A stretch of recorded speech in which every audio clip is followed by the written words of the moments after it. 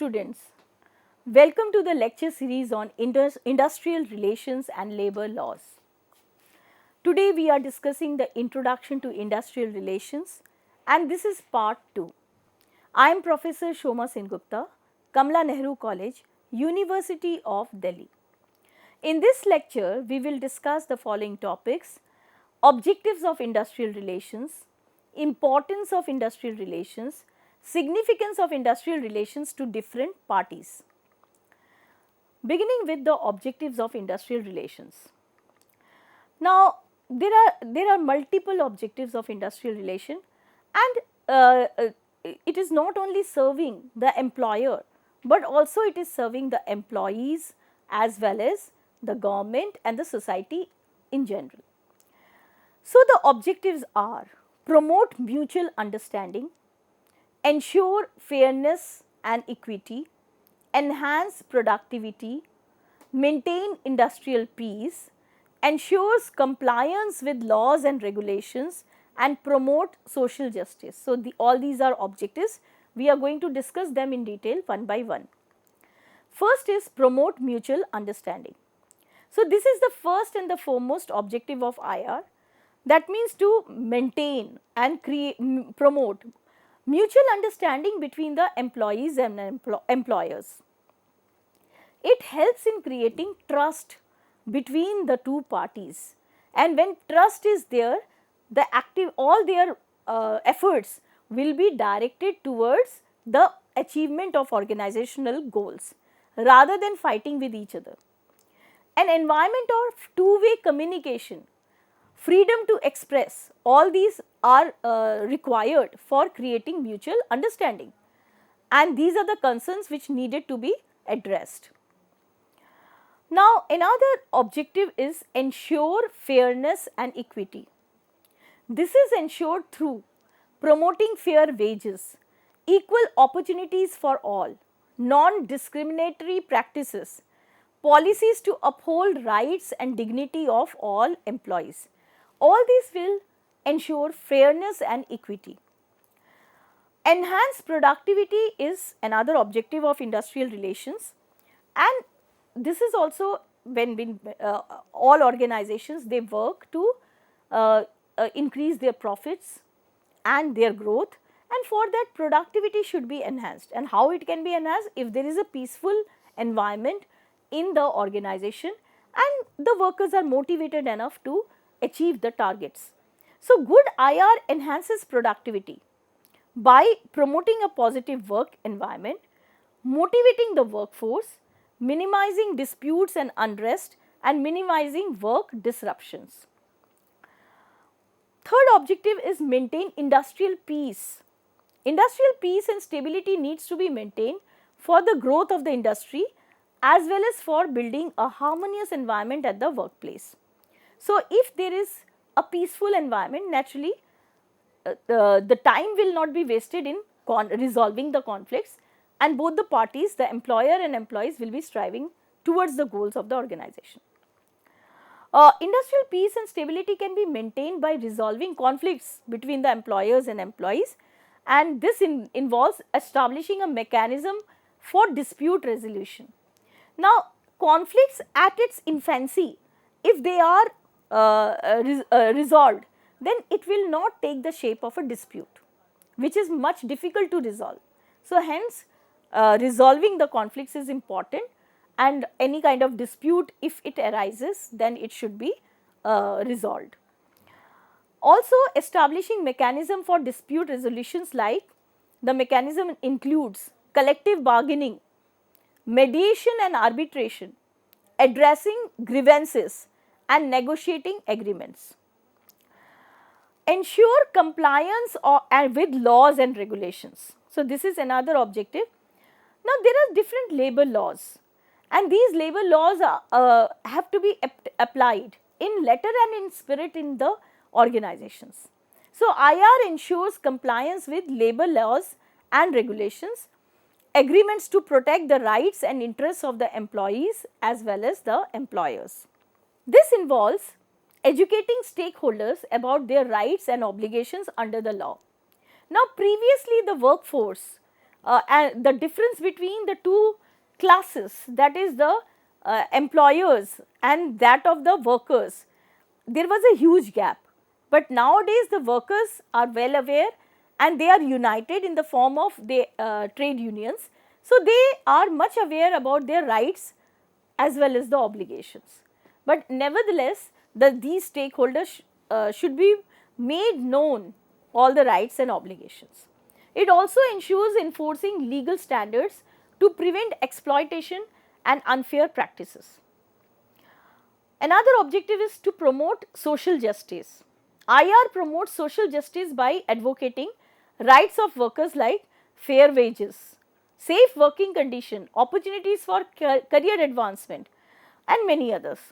This involves advocating for policies and initiatives that address social and economic inequalities, promote the well-being of workers and their families. Now, the next topic is importance of industrial relations. In fact, when we talk about objectives, importance and significance of industrial relation, many of the points will be discussed again and again under each of the topic, because they are quite related. So, when we talk about the importance of industrial relation, it enhances productivity and efficiency, promotes harmony, improves employee morale and motivation, enhances organizational stability. Also, it facilitates economic growth, promotes employee rights, social equity and justice, public policy and legislation. So, let us discuss all these points one by one. So, beginning with the first importance is it improves productivity and efficiency. For the survival and growth of any industry, both the things are required, that is productivity and efficiency. So, effective IR promotes a positive work environment, cooperation and employee morale. This helps in building teamwork, fostering motivation and commitment among the employees. They willingly strive to achieve the goals of the organization. It also improves their overall performance and efficiency. Promotes workforce harmony. Now, good IR practices ensures workplace harmony, which is very important so that conflicts may not result. The peaceful and positive work environment can be maintained through managing and mitigating conflicts, and in fact killing the conflict at the very onset, so that it does not turn into a dispute. So, whatever is the cause of the conflict, try to resolve it. So, resolving is very necessary. Addressing grievances, promoting open communication. Another importance is IR improves employee morale and motivation. So, if IR is good in a workplace, then naturally it will contribute in improving the morale and motivation of the employees, and this will automatically lead to higher productivity and job satisfaction, and it will also reduce worker turnover or employee turnover, and they will not leave the organization. Also, cases of absenteeism will not be there, because the situation is such that workers are themselves, they have a very high morale and they are motivated towards work. This requires recognizing the contribution of the employees, providing opportunities for participation, so that the morale all the more improves. Also, they have to address the concerns and also career development, whole of the path should be made known to the employees, so that they can understand where they have joined the organization and to which position they can reach. Organizational stability is again another importance of industrial relations. A good industrial relation enhances the organizational stability and minimizes disruptions like labor disputes resulting into strikes, lockouts, gheraos, arsenal, or the damage to the property of the organization. Also, this requires establishment of conflict resolution mechanism and negotiations and collective bargaining. All this ensures continuity and stability of the business operations. One more importance is of industrial relation is that it facilitates economic growth. It promotes labor management cooperation, investment in human capital, innovation and entrepreneurship. IR contributes in economic growth of the country through the growth of the business, job creation, higher wages and economic prosperity. Promotes employee rights. Now, many of the employees are still not aware of their rights. So, good IR practices are to make known the employees' rights. Also, system should be there to protect such rights. So, industrial relation protects the rights and interest of employees by ensuring fair wages and equitable treatment, safe working conditions and participation in management.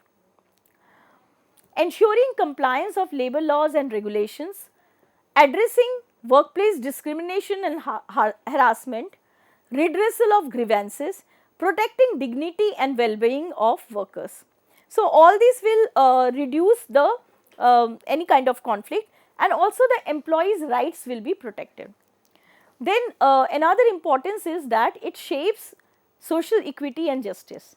IR contribute in shaping social equity and justice by providing employees social inclusion and promoting diversity in workplace, advocating equal opportunities for all.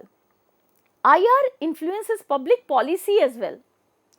So, it shapes public policy and legislation through collective bargaining, lobbying, implementation of laws and regulations related wages, working condition and welfare. Next topic is significance of industrial relations to different parties. So, we have discussed the objective, we have discussed the importance, and now significance of these IR practices to different parties. So, there are majorly 4 parties. One is employees or workers, another is employers or management, then government or state, and society or community. Let us find out how industrial relation, good industrial relation will contribute to the development of these parties, or what is needed by these parties. So, the first is significance of industrial relation to employees or workers. So, why it is important for employees or workers? Because it first and foremost it is protection of rights.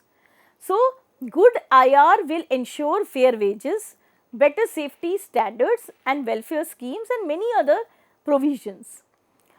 Then second significance to workers is representation. It allows, IR allows a collective bargaining, reducing the power imbalance between individual workers and management. So, the workers can represent the organization or through their trade unions also. Job security is another significance.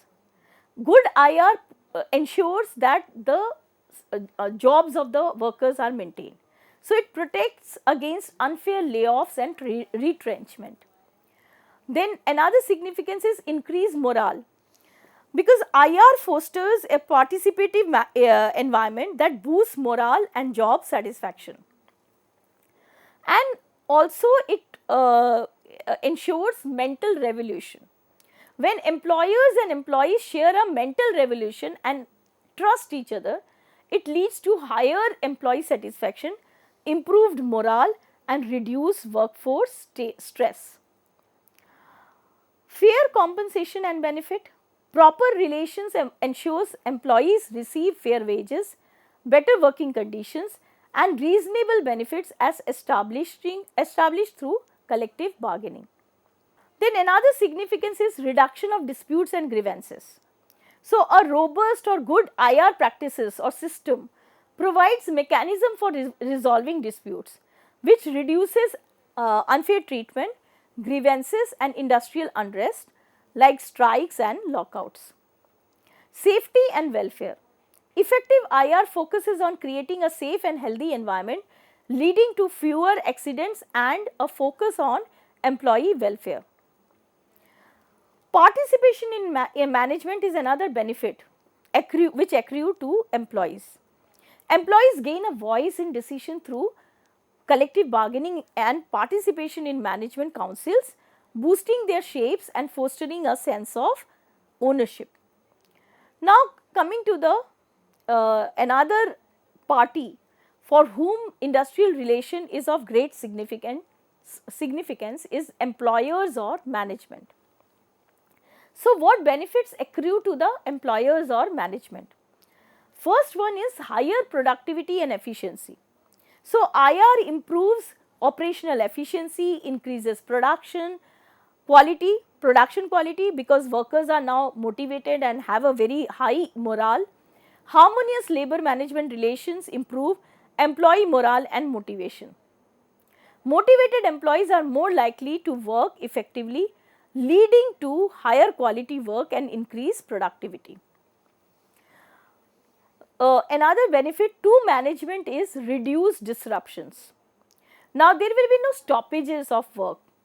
So, strong relations prevent, reduce or settle industrial disputes, example strikes, slowdowns, etc., through negotiation and collective bargaining, ensuring that production continues smoothly.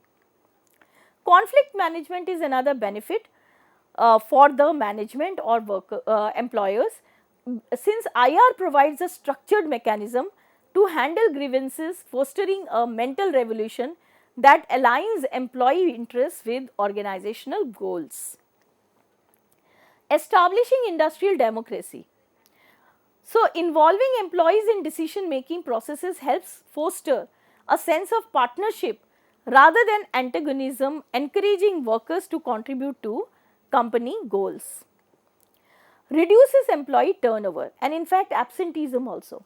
So, good IR practices helps in this direction by maintaining positive relation and addressing employee needs, which will reduce labor unrest and high staff turnover, which involves cost also. So, all these leads to saving recruitment and training cost. Facilitating organizational change. So, effective communication and cooperation allow management to implement new technologies, restructuring or changes in working condition easily and effectively. Now, coming to the third area, that is significance of industrial relation to government and state. Now, first benefit to government is industrial peace and productivity. Good IR prevents strikes, lockouts and shutdowns, which ensures peace and continuity in production, which is crucial for economic progress and stability. Legal framework and regulation. So, government forms or ensures a legal framework. IR uses legislation to manage the workforce, enforce fair practices between workers and employers. The governments act as regulator to set labor standards, minimum wages, safety norms, etc. Next benefit or significance to government is economic or growth. Stable industrial environment enhances productivity and creates a prosperous industrial climate, encouraging investment and contributing to overall national income or gross domestic product. Now, more and more workers, when they are working and there are no lockouts or strikes which reduces production, then naturally it will ensure economic growth. Labor welfare and social justice. IR helps in formulating policies that protect workers' rights, provide fair wages and secure employment, which reduces labor disputes and social unrest. Conflict resolution. The state relies on industrial relations machinery, courts, tribunals, conciliation officers to resolve disputes between workers and employers quickly to minimize economic disruption. Now, finally, significance of industrial relation to the society or community. So, first significance is worker welfare and improved quality of life. Now, IR provides safe, healthy and fair working conditions along with reasonable wages, which directly improves the standard of living or for employees and their families. Social security is another significance to society or community. Now, IR minimizes disruption of essential services caused by labor disputes. By ensuring fair treatment and stable employment, IR maintains a social order. Furthermore, firms with good industrial relation often have stronger ties with the surrounding community, enhancing their social image. Another significance is industrial progress. IR encourages industrial peace, leading to sustainable economic development and economic progress. Now, what we have studied is that though the importance of industrial relation is not denying a fact, but that can be classified into significance to different parties, and here we have discussed the four parties, and that is the employee, the employer, then their organization, employer employee organization, the state or the government, and society or community. Now, let us summarize whatever we have studied in this lecture. The objectives of industrial relations are to promote mutual understanding between the employee and the employers, ensures fairness and equity, so that none of the employee should feel that they have not got their dues. So, this fairness in terms of employment and implementation of those terms of employment, all these are part of it. Enhances productivity, since a good IR will improve the relationship between employees and employer, there will be industrial peace, the productivity will be higher. Also, it maintains industrial peace as the conflicts will be reduced.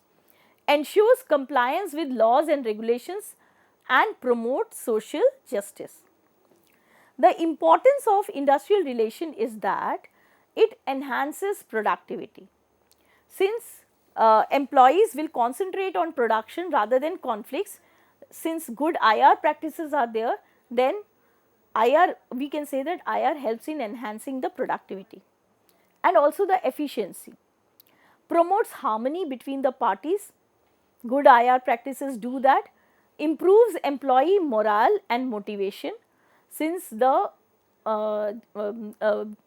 worker gets an opportunity for growth and everything, so their motivation is quite higher.